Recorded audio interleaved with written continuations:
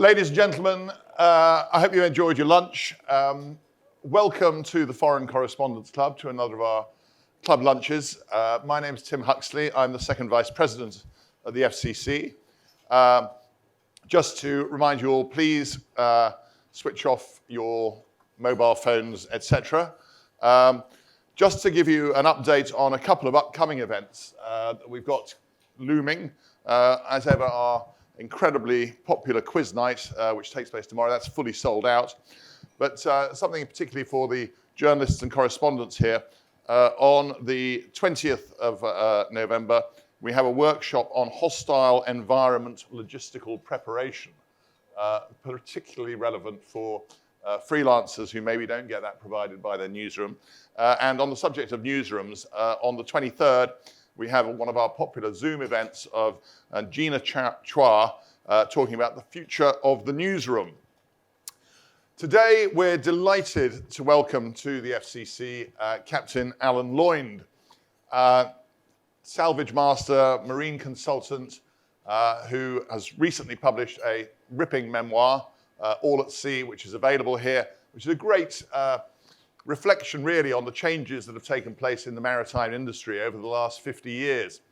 Alan went to sea as a 16-year-old, impressionable teenager, and rose through the ranks of Swire Group's shipping interests to become the Salvage Master at Hong Kong Salvage and Towage, a company that I'm sure any of you, particularly sailors, have seen their vessels working in the harbour. Alan is still actively engaged in maritime work, and we're going to have a chat today about his life at sea. Alan, welcome to the FCC. Thank you.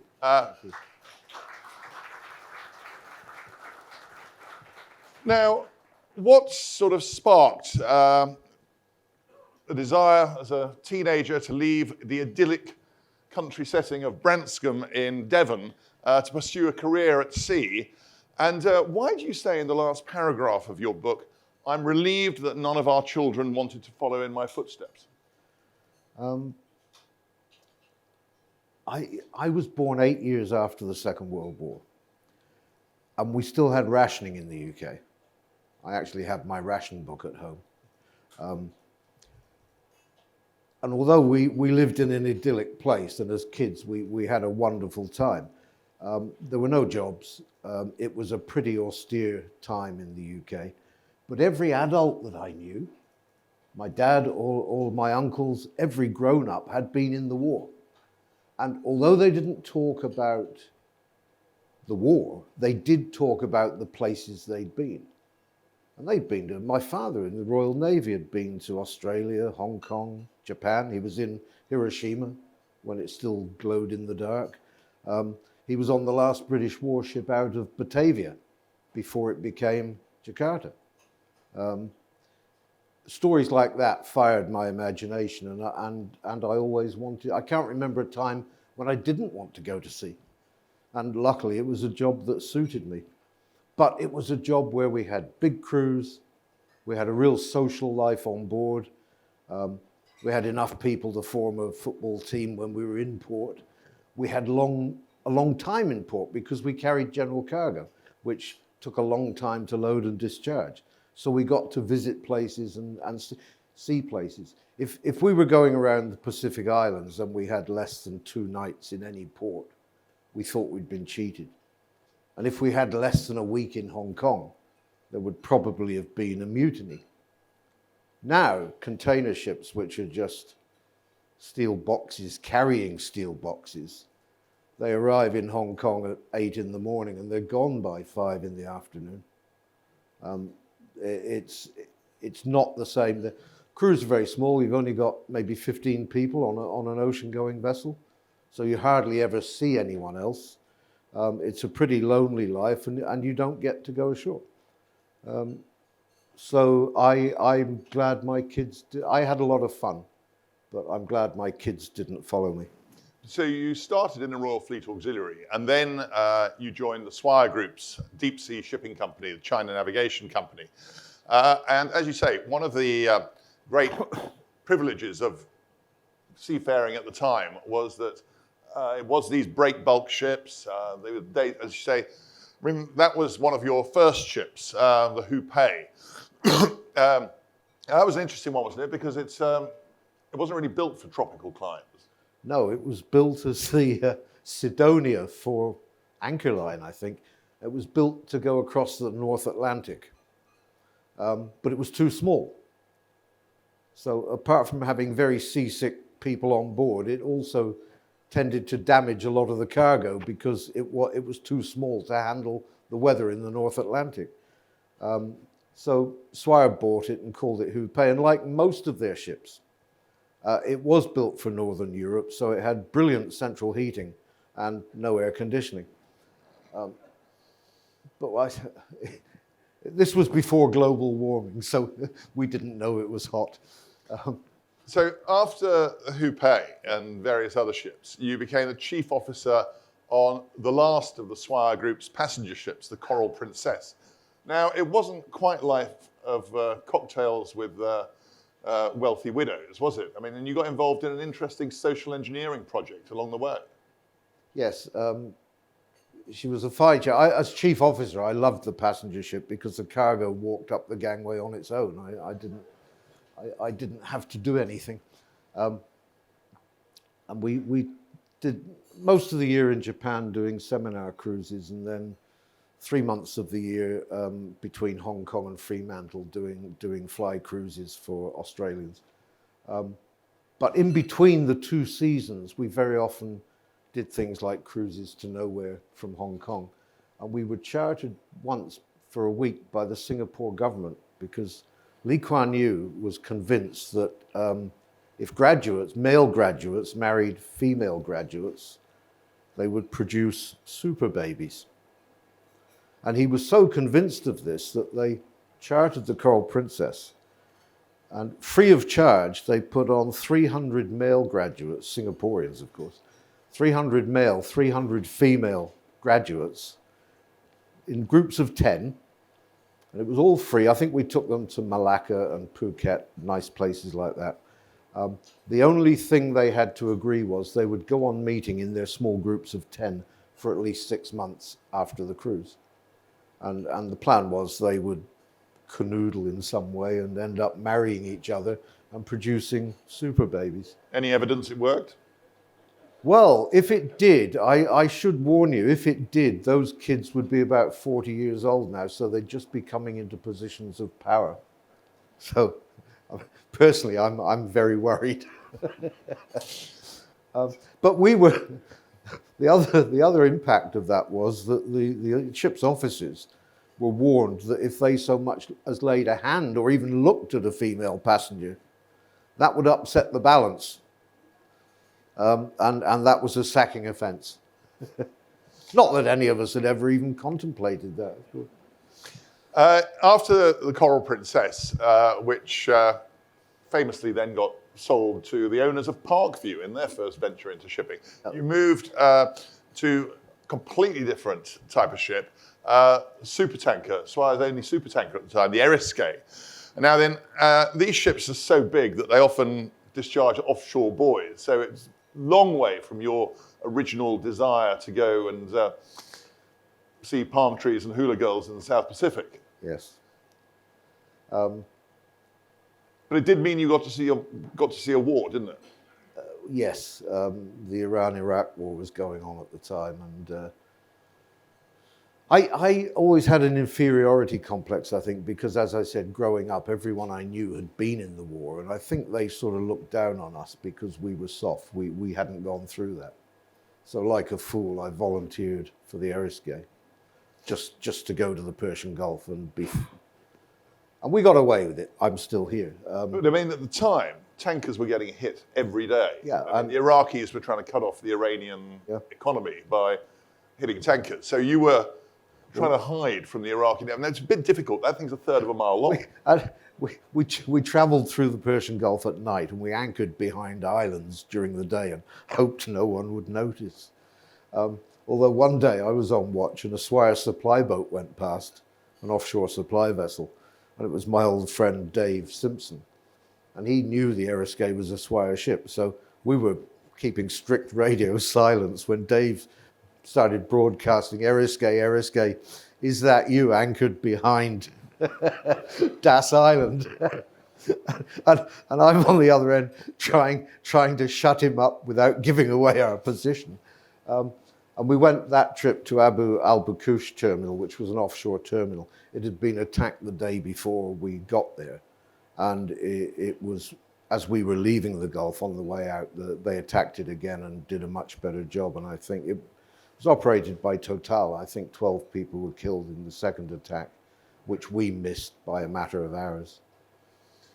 So after dodging Exocets, you headed back to Hong Kong, which you made home by then. You married, got your family growing up here, and you moved to another Swire-managed company, Hong Kong Salvage and Towage. Now, before we talk about the salvage element of that business, I mean, what about Towage? I mean, this fleet of tugs, which I'm sure many of you've seen, I mean, Hong Kong, is it safe to say that the best tugs in the world are operated here? Oh, undoubtedly.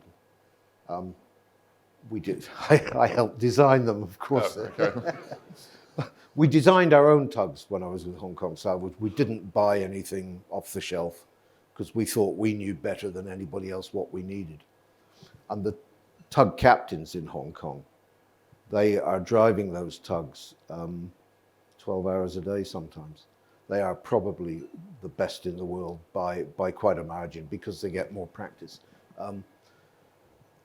Most ports would be lucky if the tugs did 2 ships in a day. These tugs are doing 10 or 12 ships in a day. So they are very, very good.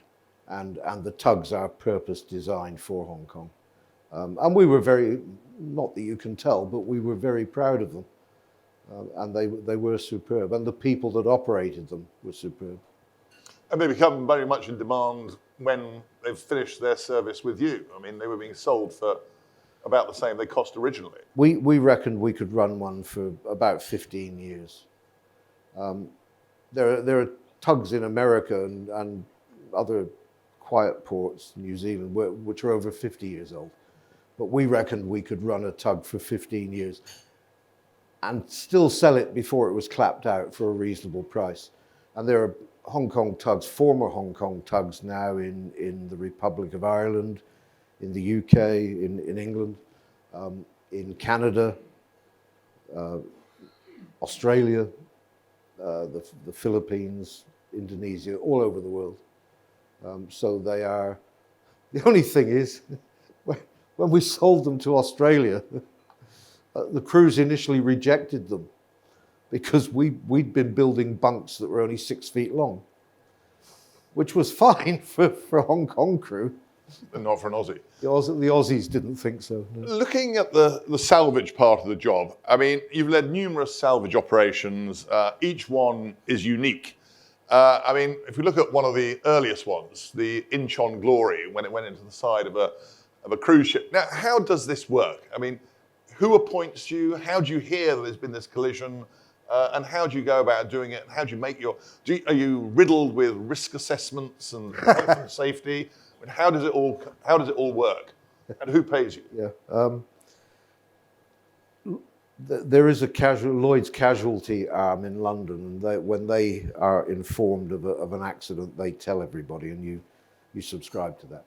And then when you know about it, especially if it's in your neck of the woods, you then contact the ship's owners and offer your services. And for salvage companies, the favourite offer is a Lloyd's open form, which is a salvage agreement which is based on no cure, no pay. If you go out there and you don't save the ship, you get paid nothing. Doesn't matter how much it costs you, you get nothing. If you do save the ship, then you all wander off to an experienced marine arbitrator in London. And it's a bit like ice skating.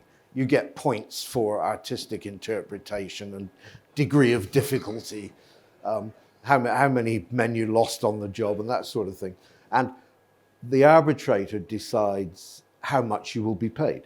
And in my day, the average was about 10% of the value, which has got to be a good deal. If an insurer is faced with losing a ship, its cargo, its fuel, losing 100% of that and having to pay out, then getting it all back and only paying 10% to the salvor is a pretty good deal, I think.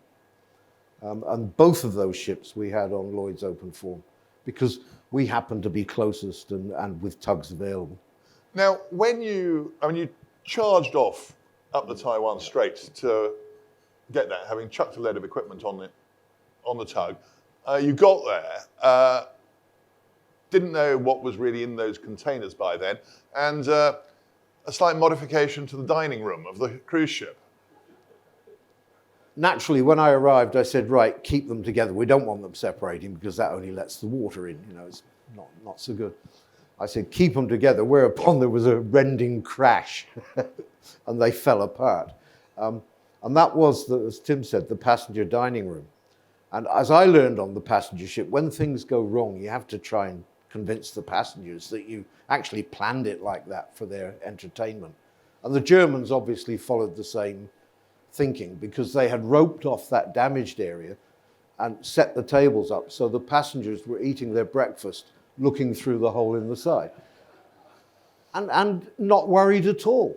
And actually she wasn't badly damaged. There was a bit of flooding. We put a couple of pumps in her to get the water out. We towed her to Kaohsiung where the Hapag-Lloyd, the owners, had arranged for the passengers to be flown home and for repairs. And she was pretty soon back in service. The Incheon Glory was a much more difficult proposition. There was a 20-foot container bay up on the forecastle. When we arrived, it was 6 feet long. The whole bow had concertinaed from the force of the impact. And the front two holds were flooded. And we had to shore up the bulkhead at the back end of number 2 hold to stop the flooding getting any worse. And then we discovered that there were containers on board of calcium carbide. And that is something that fills the salvor with dread, because when calcium carbide gets wet, it gives off acetylene gas. So as I walk past and light a cigarette, I blow us all to kingdom come.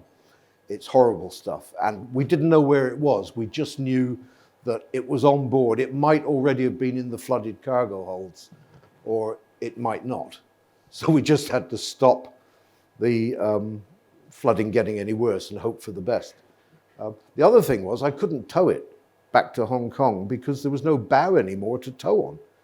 So the only choice we had was to tow it backwards, which was pretty frightening because anyone coming towards us, what they thought they saw was a tug coming towards them and a container ship going away. And despite all the lights and signals and flashing and radio messages, most people just assumed we were two separate things and tried to sail between us, which would have cut the tow line and done all sorts of damage. So the only thing to do then is stop the engines of the tug, let the tow rope go slack, let the ship sail over it, and then get the power back on quickly before the tow overtakes you and sinks you. Or runs over you. Yes. Yeah, okay. You've got to have a lot of specialist equipment to do this, and you never know what the accidents are going to be. So it's a massive investment in stuff that surely sometimes might just never get used. That's one of the problems. And that's why salvors, poor folk, are always saying they deserve more money, because you have to invest in an awful lot of kit that you might never use, or that you might take out in a typhoon and lose. Well, I mean, looking, November the 4th, 1993 was a day when you had a load of equipment that got used for a very different purpose from what you expected. Yeah. Yes. How did that pan out? Well, originally, we, being a Swire company, HAECO, Hong Kong Aircraft Engineering, were given the job of recovering that aircraft. They already knew it was a total loss, although it was only 6 weeks old. It had bounced off into the harbour at the end of a typhoon. And HAECO were going to recover it. And then after 24 hours, HAECO said, well, this is more like a salvage. How about you take over? So we became the primary contractor. And how did you decide the best way to recover that? Well, that was a problem because there was no manual. There were no instructions. And none of us had ever dealt with an aircraft before. So initially we said we'll treat it like a ship. We'll patch up the hull, we'll keep it afloat, pump out the water, and by that time maybe we'll have thought how the hell we're going to recover it, because no one could help us. Boeing's idea was to build 2 ramps out from the end of the runway, one each side of the aircraft, and then get 2 crawler cranes to go out, lift it, and bring it back to the end of the runway. But that would have involved closing Kai Tak for about 6 months, which the government didn't think was particularly a good idea. And we found out we actually had a crane that could lift a 747. We had Hong Kong's biggest floating crane. And that wasn't the purpose it was built. No, it was for lifting cargo. And it just happened that it had the capacity. And we got our draftsman on it with little scale models of aircraft and our crane. And he found out that we could actually get close enough to lift the plane if we could find a strong point to lift it from. And it turned out that the undercarriage, the main landing gear trunnions were the strong point. So we had to cut through the tops of the wings and get to the landing gear trunnion. And if we put wire strops around those, we could probably lift it. Although we were pretty sure it would disintegrate when we did. And at least because when we lifted it, the fuselage would be rubbing on the corner of our barge. So we made one little furniture shop in Chuen Wan. We made there a year, I think. We went in and said, can we have 40 double mattresses, please? And we lined the corner of the crane barge with mattresses so that the plane could rest against it without doing any damage. And keeping the airport open was obviously a key thing during that, which was pretty remarkable. But you had to modify the 747 slightly in order to do that, didn't you? Yeah, at the time, they were, excuse me, at the time they were landing over the checkerboard. But if the wind had changed, they would have had to land from the Lei Moon end, and the tail of the aircraft would have been in the way. So Dominic Britton, who was the bomb disposal guy at the time, he came down to blow the tail off. And some of you may know Dominic. He was the classical music critic for the Eastern Express when that newspaper, and he had a collection of incredible hats. Obviously, he's a bomb disposal officer. He was obviously mad. I think that goes without saying. But he tricked me. He did the dirty on me, and to my great regret, it's not shown on any photograph that was ever taken of it. But what he said he would do is he would blow the tail straight up in the air. So he wanted a tug to attach a light rope and just a little bit of weight so that would cause the thing to describe an arc, and it would land in the water 10 meters astern of the fuselage. So I said, all right, we'll give you a tug. And because it sounded like fun, I thought, I want to see this. So both Salvage Masters were on that little harbour tug, holding the rope to the tail. He set the explosives, then he went ashore to the end of the runway in a rubber boat, drove half a mile down the runway, and dived behind a pile of sandbags. And we're 50 meters behind this plane, totally exposed. But luckily, he did exactly what he said he was going to do. But for a few minutes there, we were all shaking hands and saying goodbye on the tug. And once you had sorted that bit out, but you were also having to get the weight down on that plane, and that meant getting all the fuel out and the baggage and everything else that was in the cabin. It was a tremendous joint effort. Right at the beginning, the Civil Aviation Department set up what they called the Recovery Committee. And that had representatives from every government department you've ever heard of, including Architectural Services Department, HAECO, Hazel, all the aircraft companies, us, and we met every day. But the result was we got all the support we needed. People like Marine Department were brilliant. Shell, that was the airport Shell, not the Marine Shell that we knew. They came down and removed all the fuel. The baggage handling people provided labour to help us with the baggage. We had to get it out, and we could only go in from above. So it was dragging waterlogged luggage, physically dragging it up to the passenger. We had to take all the seats out to reduce the weight. Things you don't even think of. We pretty quickly realized we'd have to get someone to take away all the food trolleys because they were starting to go off. The cabin was absolutely littered with duty-frees. And a salvage team is trained, you don't touch anything that doesn't belong to you. That's a sacking offense. But there was so much temptation in that cabin. The Taiwanese appear to enjoy the benefits of duty-free shopping. We had to ask Customs and Excise to come down and remove it because it was just too tempting for any of us. So you finally started to lift the plane with your mattress-bedecked floating crane, the Proteus. Now you say in your book, you say with your usual normal modesty, I never thought I was a great salvage master, but I seem to have the ability to remain calm and unruffled on the surface, even when my insides were turning to jelly. This calm exterior helped me retain the confidence of the salvage team, even when I had no idea what I was doing, or when I was reduced to sheer panic. Was there really that much complete winging it in that operation? Yeah, really.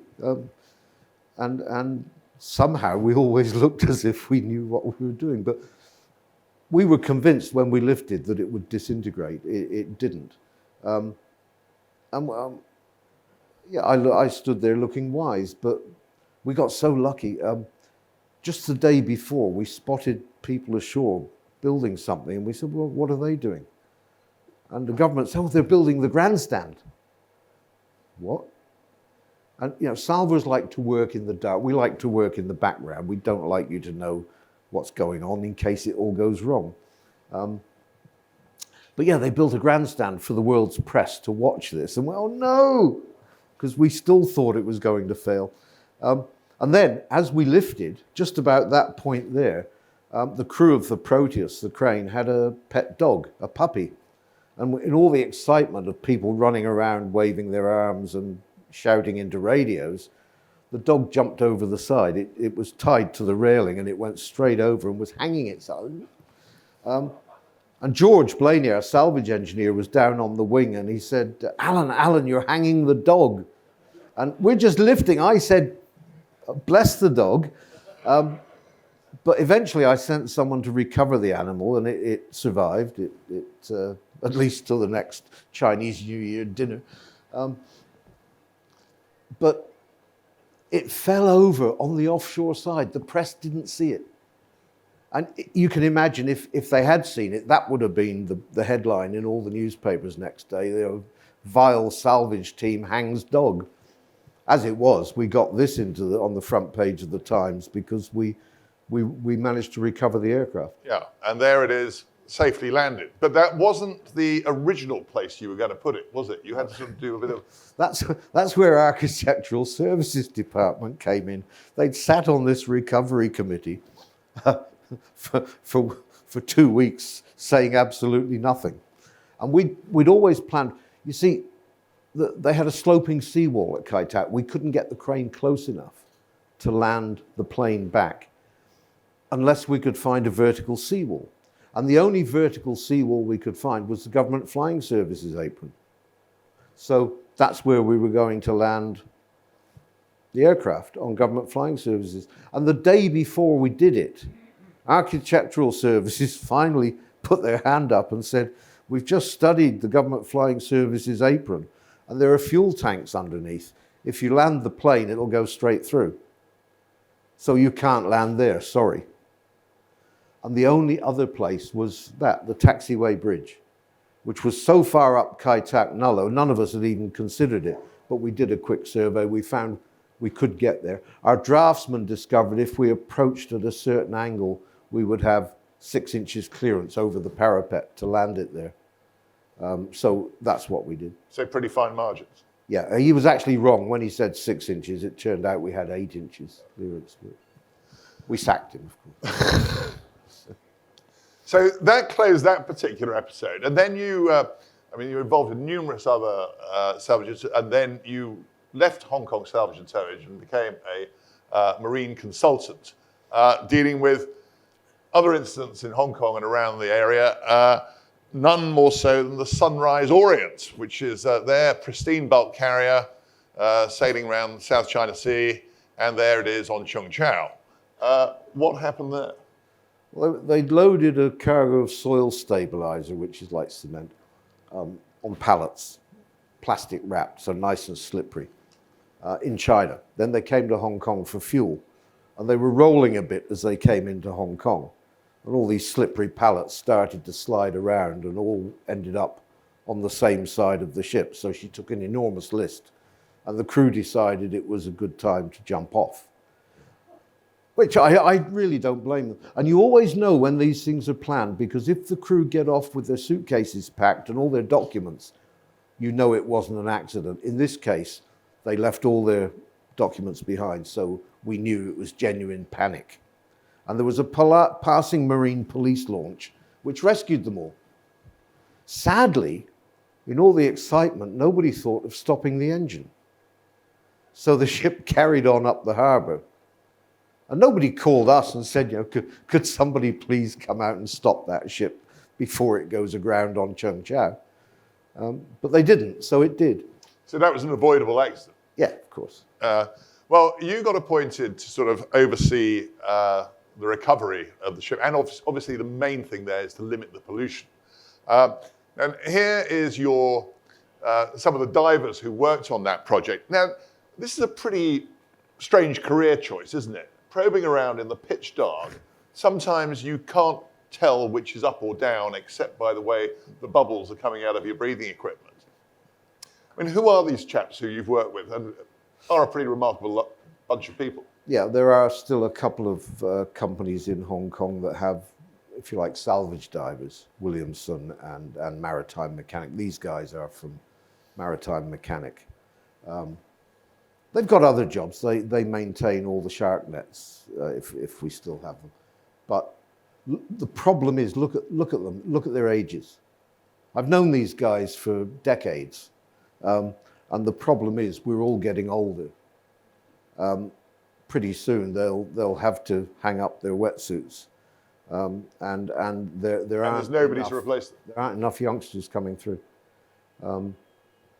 Because it's not a job that appeals to young people today. It doesn't involve computers or clean hands or sitting behind a desk or going home at night. So here you are just righting the ship with that, what is it you call that system? It's called power buckling, and it's the same method they used for the Costa Concordia, where you pass wires underneath the ship and weld the wires on the, secure them on the high side, and then pull from the low side, and you gradually turn the ship over, or turn the ship back upright, I should say. As you do, you frantically pump out water and patch up holes and keep it afloat. And then she was ready to be towed away? Yep, and there she goes off, being towed off to China. That may not be possible anymore because China has stopped taking foreign waste. And this counts as waste. I think the last time, I think how they got away with it there was by saying they were sending it to China to be repaired. So it went in as a ship to be repaired. And then they said, oh, bless me, it's beyond repair, we'll have to scrap it. So in future, we could end up with things like this littering our shorelines. Yes, I mean, because China used to be the world's largest ship demolition centre. Yes, yes. So after you've also done a lot of expert witness work, which has really shown the dark underbelly of shipping. And lawyers. And lawyers. Well, we knew that. Yeah. I didn't. I was an innocent. I believed all the verdicts. And one particular case that really got a lot of global coverage was the supertanker, the Herbe Spirit, when that got holed in Korea with this particular thing went into the side of it. Now then, and five times, yeah. Yeah, I mean, it really looked like that was a miscarriage of justice. Oh, it was. This thing, the tugs basically lost control of that barge, and it was drifting down on the tanker. And the captain didn't have time to start his engines and heave the anchor up and get out of the way.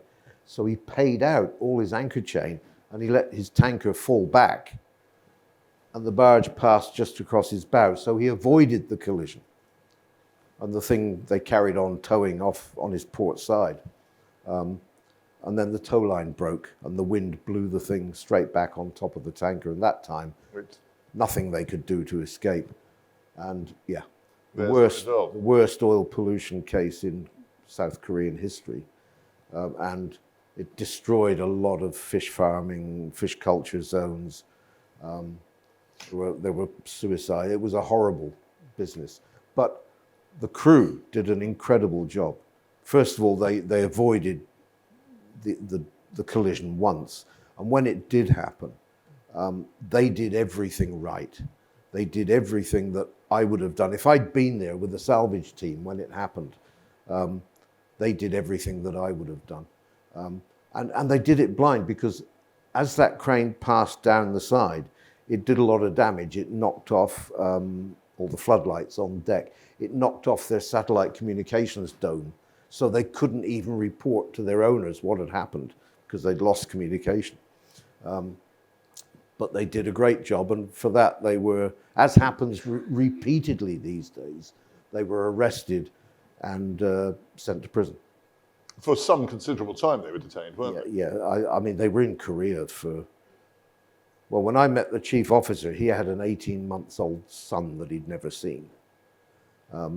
But they were under house arrest for a lot of that time. They weren't actually locked up. But after the trial, they were locked up.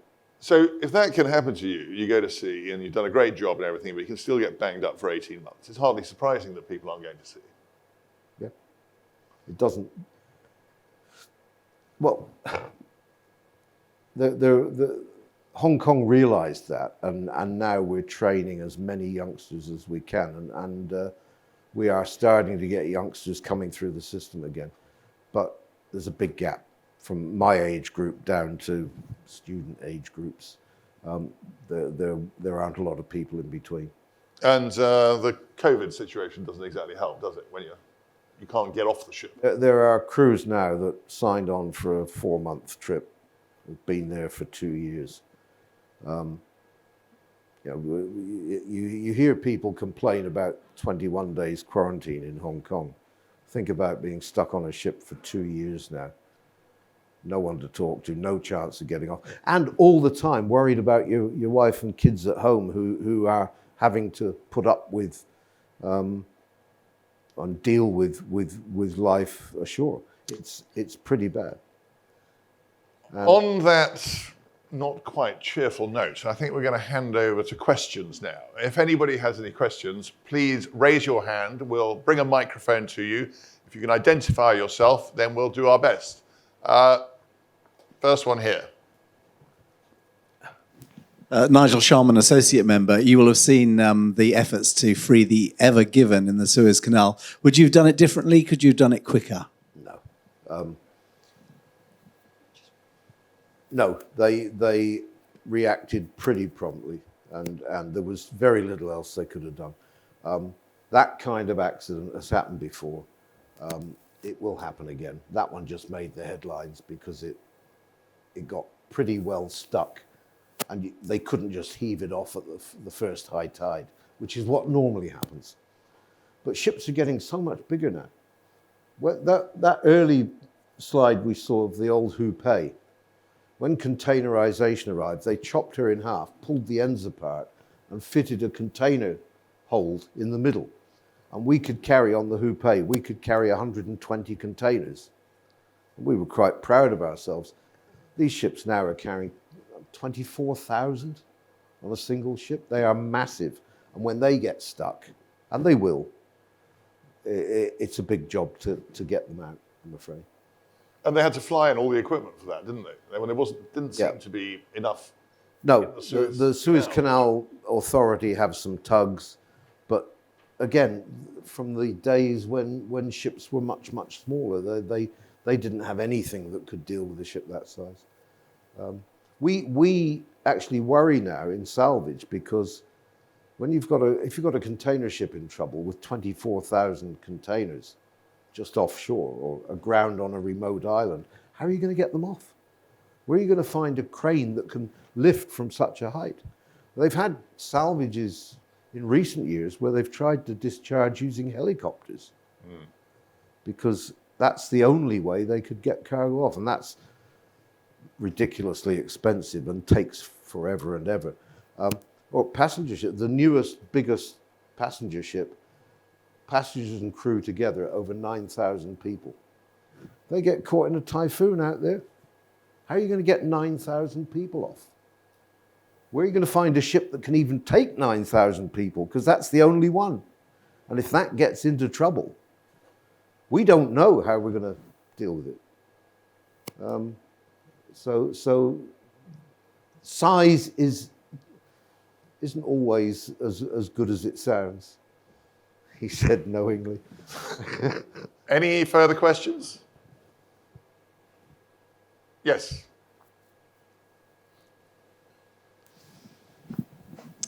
Thank you very much. My name is John Antweiler, and I'm an associate member. I really appreciated your talk. Given what you just said, where are the best salvage operations in the world? And if you're based here in Hong Kong, where do you really turn in case there is some kind of a marine disaster? The best salvage people are, and probably always were, the Dutch.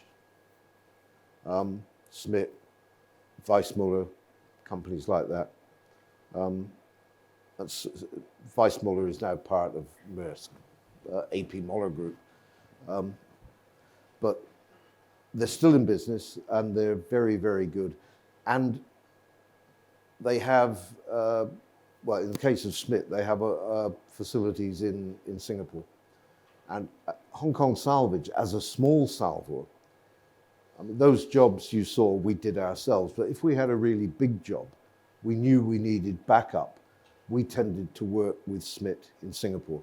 And we could fly in pumps and equipment, whatever we needed, that we didn't have ourselves. Or if we needed extra divers or an extra salvage master, our friends in Smit would fly them in for us.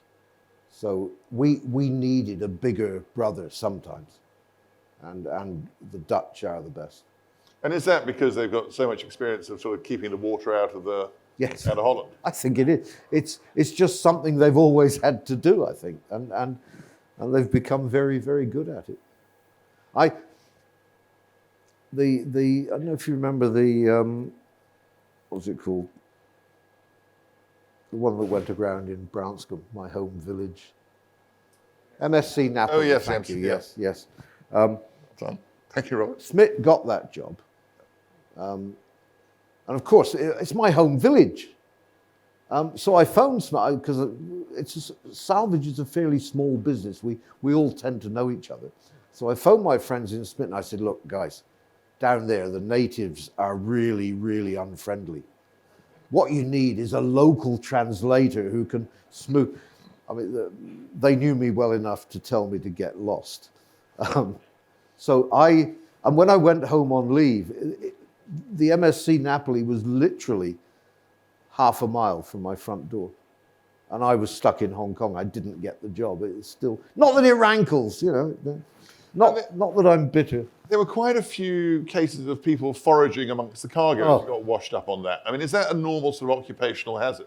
No. It talks about on board a 747, but... Yeah, one of the great British newspapers, it was probably The Sun, because it usually is, printed a map and said, here's where to go to get your swag. The police just didn't know how to handle it. My neighbours were prevented from going back into the village because the police decided they looked suspiciously like looters. Meanwhile, the looters, some even came from Europe. They came over on the ferry. From all over the world, they came to Little Branscombe to see what they could steal from the cargo. But of course, that cargo belongs to someone. This business, if you find a ship floating abandoned in the sea, you put a tow line on it, it belongs to you. is a myth. Things always belong to somebody. If you're walking down the road and you see a car with nobody in it, you can't sling a tow rope on it and say it belongs to me now. And you can't do that with cargo either. But people thought they could. And it was chaos. And it always amuses me that the Devon and Cornwall Constabulary headquarters is just down the road from Exeter University, which has probably the best maritime law division in the country. And they didn't bother to phone up and say, yeah, what can we do? So it was chaos. Any further questions? Yes, Tim. I was just going to ask, you mentioned before about ships that are getting so large or equipment is not available. Is this an issue with regulation and flags of convenience, and are we doing enough to regulate ships out there now to prevent accidents turning into disasters? No, I don't think so. Shipping is the most heavily regulated industry on earth. I think at the last count there were 1,100 international shipping conventions that we had to obey. If anything, it's too complicated. Size, you can't stop people wanting to be the biggest or the heaviest or the fastest. And now it's happening with autonomous vessels. Everyone's in a rush to get rid of the crew and drive ships remotely. But I think it's just it's allowed to happen because the technology improves. Suddenly you can build a passenger ship that's big enough to take 9,000 people. Couldn't do that even 10 years ago.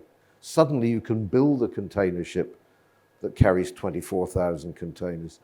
And no, there's nothing to stop you, really. Yes, again. Yeah, thanks.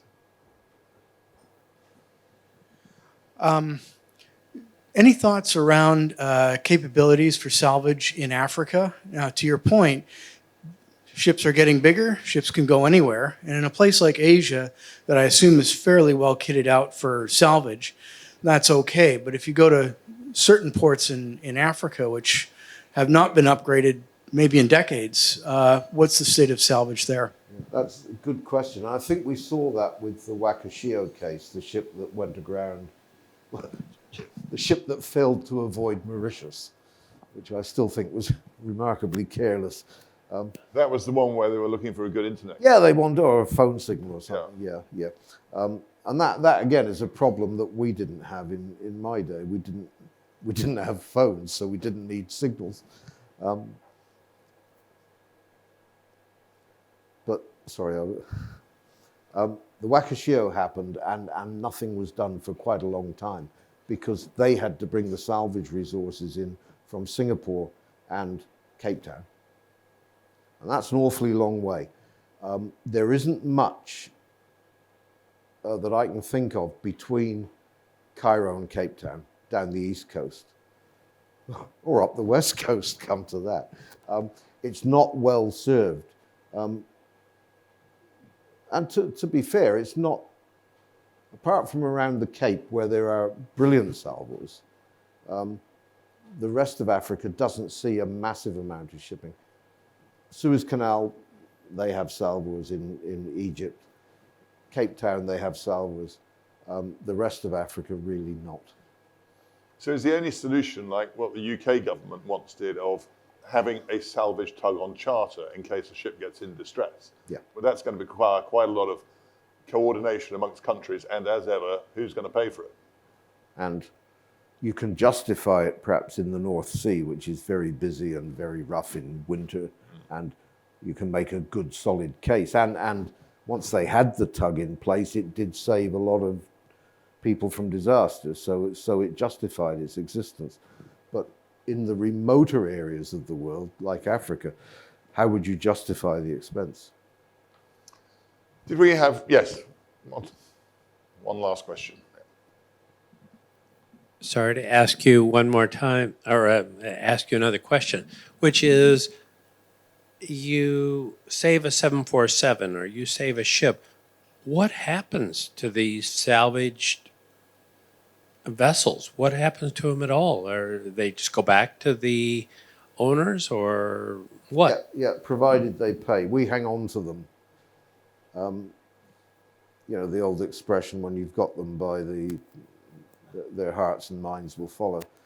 While you possess their property, you say, right, done the jobs, arbitrator says it's worth X dollars, please pay me and take your ship away. Doesn't always work. We once had an old wreck full of china clay, or feldspar, which is worthless cargo. And we did a brilliant job. We went out into the Taiwan Strait in a typhoon. We patched it up. We pumped the water out. We towed it back to Hong Kong. The owner said, I don't want it. In the end, he said, I'll give you 10,000 Hong Kong dollars just to stop bothering me. And we looked at the value of the ship and the value of the cargo as scrap. And we took the 10,000 Hong Kong dollars. That was more than we were going to make any other way. But normally, the owner pays up, or the insurance company really pays up, and it's returned to them. Or if it's a total loss, like the aircraft, that was a bit unusual because aviation rules are different. And once parts of a plane have been exposed to seawater, like the engines, they have to be chopped up into tiny pieces and buried in the landfill in a sort of formal ceremony. It's a bit like a funeral, but with government inspectors with clipboards rather than priests. But they bury that in the landfill so that it can never be used again. And then the insurance pays us, and the rest goes for scrap. I think Heiko or somebody bought the shell of the aircraft and maybe used it for training for a while. Somebody bought the seats because they could be used again. Most of it was scrapped. And but that's the insurance company's problem, really. We just undertake to give it back safely afloat. Okay, well, that takes us up to the witching hour. Thank you very much, everybody, for being here. Alan, thank you so much. You've very informative, and we never let anybody leave the FCC empty-handed. Oh, so there you are. Thank you. Thanks very much for coming. Thank you. Oh, thank you very much indeed. Thank you all, everybody. Copies of Alan's book are available, and look forward to seeing you all again soon. Thank you. Yeah, and I'll be happy to sign them.